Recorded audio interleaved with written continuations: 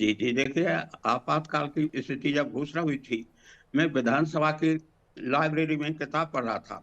कौन साहब एक पत्रकार थे, उन्होंने कहा, "आप यहाँ कैसे?" तो उन्होंने मुझे बताया इमरजेंसी लगी, तो मैं बाहर निकला और बाहर निकलने के बाद मैं अपने मित्रों के यहाँ इधर-उधर रह के 12-14 दिन अंडरग्राउंड रहा। और अंडरग्राउंड इसलिए रहा था कि मुझे ये जानकारी मिल रही थी कि जॉर्ज फर्नांडिस मुझसे कुछ बातचीत करना चाहते हैं, लेकिन बातचीत संभव नहीं हुई। खैर, गिरफ्तार हो गए।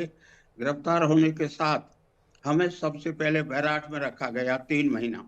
3 और उस महीने तक। बैराक के टाइम पे इतनी इतनी सख्ती थी जी। कि ना हमारे परिवार वालों को पता लगा हम कहाँ हैं, कौन-सी जगह हैं। 3 महीना बाद खबर दी गई, तब हमारे परिवार के लोग मिलने गए। और बैराक की स्थिति उस समय ये थी कि मैं तो शाकाहारी था, इसलिए वहाँ कुछ खाने-पीने को नहीं मिलता था, खाली मिर्च और रोटी के साथ खाना खाता था। मेरे साथ भैरव सिंह जी, सतीश जी, ये लोग भी थे, प्रोफेसर केदार वगैरह हम सब लोग थे। बैराक में रहे, उसके बाद हमें खातीपुरा में लाया गया, जयपुर में खातीपुरा।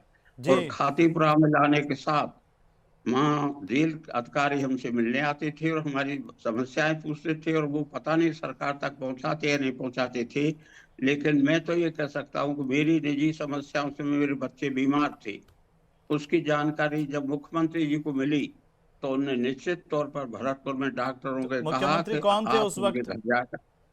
जी। मुख्यमंत्री। हेलो? हाँ। मुख्यमंत्री हरदेव जोशी थे। हरदेव और जोशी थे। उनने जब ये पता लगा कि मेरे बच्चे बीमार रहते हैं और डॉक्टर जाते नहीं हैं, जी। तो उन्होंने यहाँ डॉक्टरों से कहा कि उनके घर जाके निरंतर देखभाल करो। जो इमरजेंसी की जेल के कष्ट थे, मेरे पास तो आमदनी कोई जरिया ही नहीं था पेंशन के अलावा, लेकिन जो कष्ट थे, वो कष्ट थे, लेकिन वो सामान्य तौर पर सभी को मुझसे भी ज़्यादा कष्ट झेलने पड़े थे।